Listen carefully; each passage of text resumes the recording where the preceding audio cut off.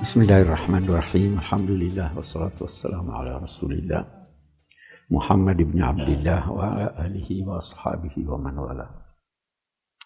Bapak-bapak, ibu-ibu, saudara-saudara sekalian, Assalamualaikum warahmatullahi wabarakatuh. Kita malam ini akan berbicara tentang puasa.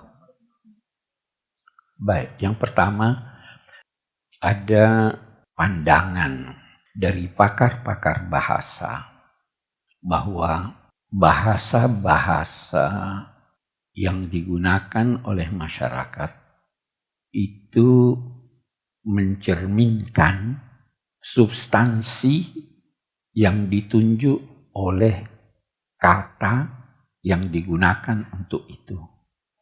Saya pernah berkata begini, kita dalam bahasa Indonesia itu untuk jenis kelamin yang menunjuk pada mereka yang jenis kelaminnya berbeda dengan kita laki-laki, itu dinamai perempuan. Ada juga yang menamainya wanita. Itu dua kata yang berbeda, tetapi masing-masing mempunyai makna yang bisa jadi oleh satu pihak beranggapan yang ini yang lebih baik atau yang itu yang lebih baik. Terakhir, waktu kita bicara tentang zakat, saya katakan ada istilah saudara. Itu asalnya dari kata seudara.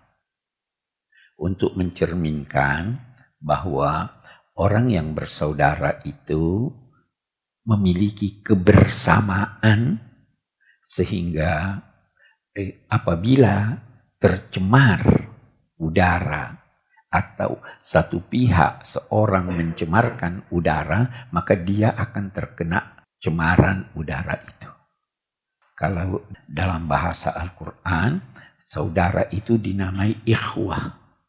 Ah itu artinya sama. Jadi hadza akhi, ini sama dengan saya. Kita sekarang mau lihat puasa. Bahasa Sanskerta termasuk bahasa yang kaya. Banyak dari kata-kata yang kita gunakan dalam bahasa Indonesia yang terambil dari bahasa Sanskerta. Karena bahasa Indonesia itu sebenarnya bahasa miskin. Saya sering berkata bahasa Jawa jauh lebih kaya dari bahasa Indonesia. Jauh lebih kaya. Bahasa Sanskerta begitu.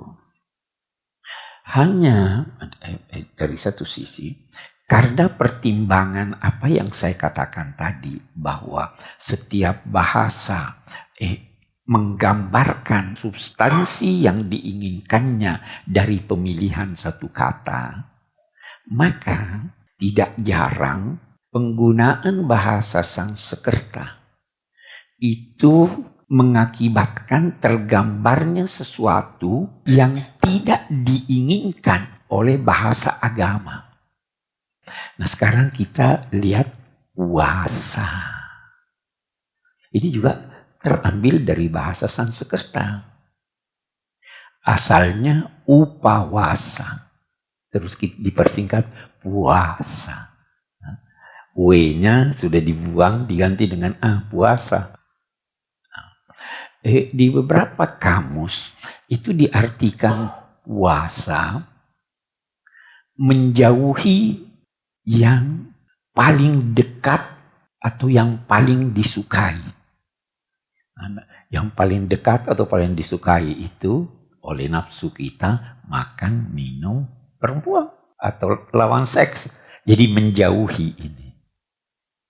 Kemudian maka puasa kita, saum kita itu dinamai puasa. Sekali lagi, tinjauan kebahasaan ini seringkali tidak menggambarkan substansi yang diinginkan oleh ajaran Islam.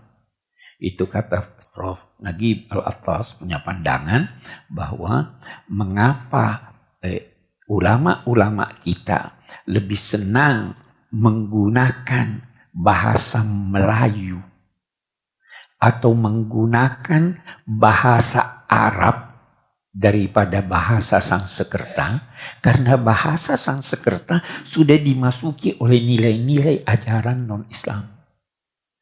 Yang paling jelas itu bidadari. Apa ya? Bidadari itu digambarkan perempuan, seks, ya kan? Padahal hurin bukan hanya itu. Nah, saya kembali. Dalam bahasa agama Islam, itu apa yang akan kita laksanakan dalam bulan Ramadan? Oleh Al-Quran dinamai Siyam. Siyam itu artinya, asal katanya menahan diri. Menahan diri. Siyam penahanan. Menahan, kita lihat dulu makna menahan, nanti kita akan pahami, oh itu sebenarnya yang dikehendaki dari puasa. Yang kita namai puasa ini, ada sesuatu yang perlu ditahan.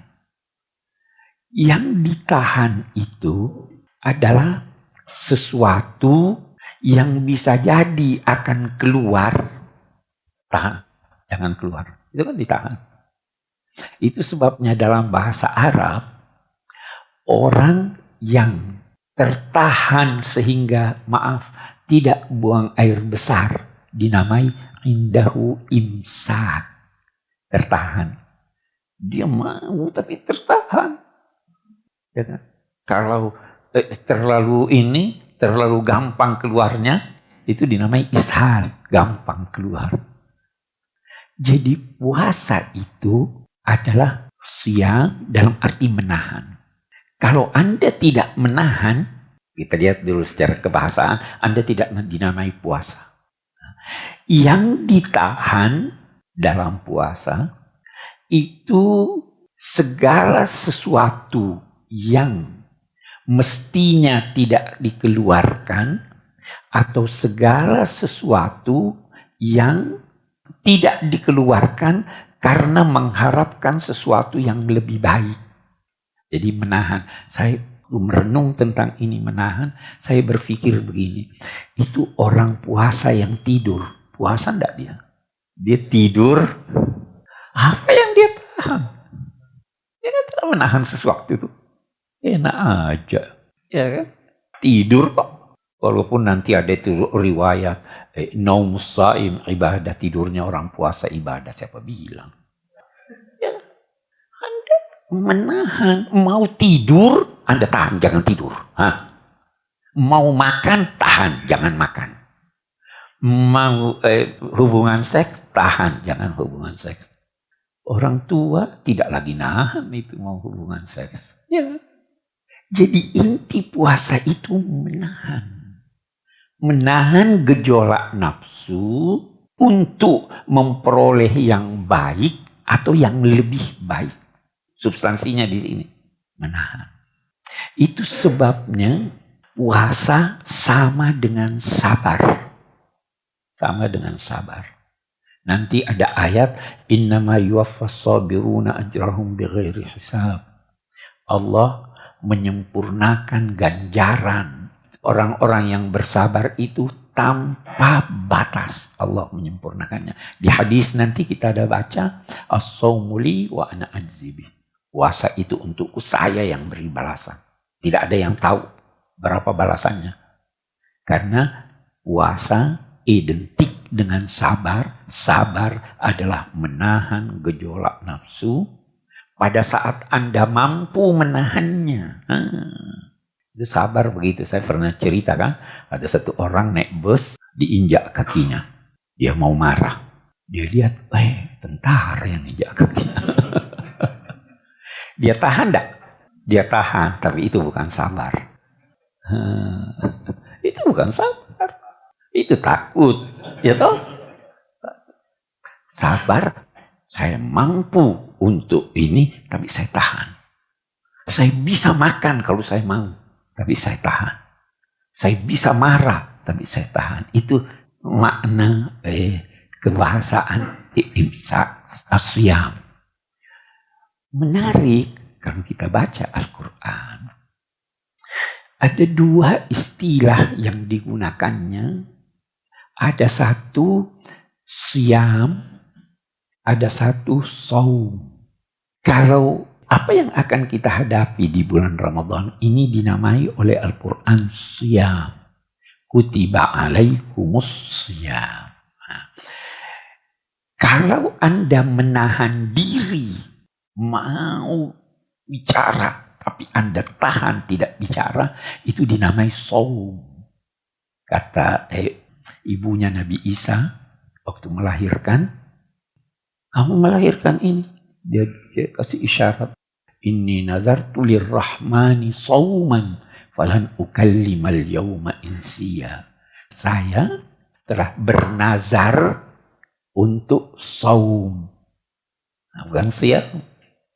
Jadi orang yang bisa bicara tetapi menahan diri untuk tidak berbicara, itu juga menahan diri. Itu seakar dengan siam, itu dinamai saum. Itu menarik itu ya. Saya kira kita sekarang perlu banyak juga saum, bukan cuma siam. Ini semua ngomong nih ya. Ada kasus-kasus dalam peristiwa-peristiwa masa lampau yang orang sebenarnya bisa berbicara, tetapi ketika itu dia dianjurkan untuk tidak bicara. Tahan itu. Saya mau beri satu contoh. Dalam sejarah itu Sayyidatina Aisyah. Aisyah, istri Nabi. Ada isu dia selingkuh. Pada akhirnya Nabi pergi kepada Aisyah di depan ayah dan ibunya, Sayyidina Abu Bakar. Nabi berkata begini, hai Aisyah, kalau memang benar apa yang dikatakan orang, bertaubatlah kepada Tuhan. Tuhan akan mengampuni. Aisyah coba lihat, dia jawab begini, kalau saya bilang tidak, kalau saya berkata benar, saya bilang tidak ada yang percaya. Karena sudah tertanam di dalam hatimu bahwa itu benar. Tapi kalau saya bilang iya, saya bohong. Karena itu saya tidak mau bicara. Nah, saya tidak mau bicara. Apa yang terjadi? Tidak lama turun ayat bahwa Aisyah membebaskan itu. Kata Aisyah apa? Saya tadinya yakin bahwa Tuhan bela saya. Tetapi saya tidak pernah menduga bahwa ayat turun menyatakan saya punya kesucian. Nah, apa? Terkadang Anda dituduh dengan tuduhan bermacam-macam. Anda tidak bisa buktikan. Ya kan, bagaimana mau dibuktikan? Ketika itu serahkan pada Tuhan, tidak usah ngomong. Nah, sama Maryam. Kalau dia berkata, enggak, ini anak lahir tanpa ayah. Tidak ada yang mau percaya. Ya kan? Tapi kalau dia mengaku, ya memang saya berzina. Enggak, udahlah. Tuhan beri petunjuk. Itu puasa diam. Itu saum.